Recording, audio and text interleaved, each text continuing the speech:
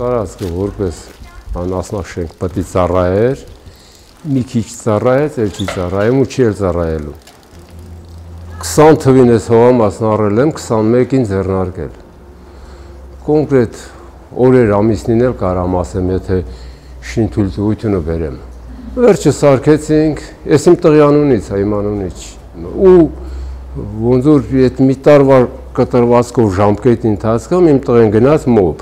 6 ամիս ավելացրին, սարքեցինք դեկտեմբերի 30-ը վերջի ժամկետ էր։ Հոկտեմբերի 1-ին թե 2-ին հակահրդեհայինին դիմել ենք ստուգման համար ու չեն եկել։ Մի ամիս անց նոյեմբերի 5-ին այդ արդեն հստակ կարամ ասեմ։ Կարող է իրանց թվում է, որ իրանք շատ խելացի են, մենք ոչ։ Իրանք նկարներ են ուզել, մենք էլ չենք գնացել Իջևան, մենք այդ նկարին փոխանցել ենք, այդ նկարին դեռ կա հեռախոսի միջին։ Այլ ոչ թե տարեթվով, ամսաթվով, այլ նաև ժամով։ Նոյեմբերի 5-ին իրանք մեզ կանչել են մեզանից դիմում ուզել, որ պետք է դուք դիմեք գրավոր դիմումով, որ նոր կանք մենք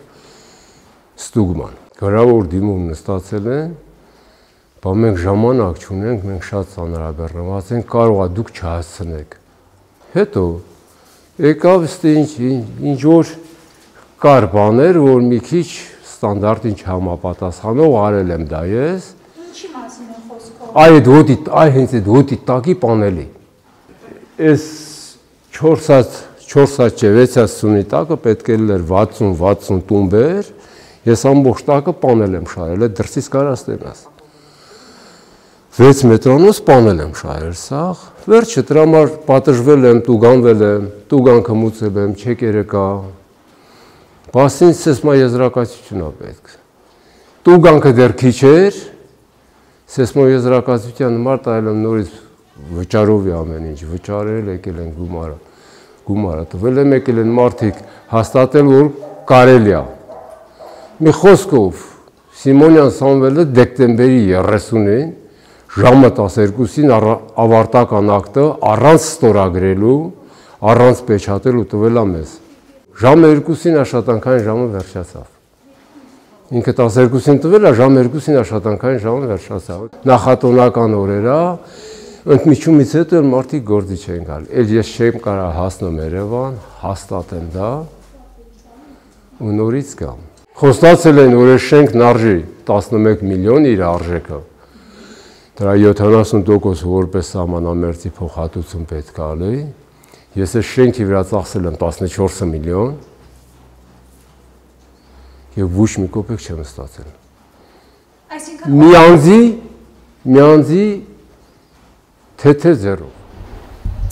Վարչապետին իմ տղեն անձամբ ասել է, մարզպետին մի քանի անգամ ասել են, գրավոր դիմում են գրել, պատասխան նստացել։ Չեմ պատասխանել։ Հակահրդեհային տեսչություն ձեզ կպատասխանի։ Հակահրդեհային տեսչությունն ինքն իր թեթև ձեռով էս ամեն ինչ նայել է, ինչ կպատասխանի։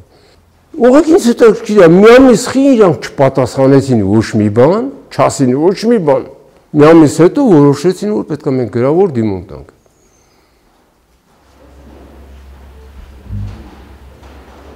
Ես ամեն մի հատ արանքը մի հատ կովի տեղ է։ Ես նախատեսած է 12-ի։ Ես մտածեցի, սենց 12-ը լավ է, եթե իրանք տալիս են 7.700.000 փողից, տոշնի բռնումա մեր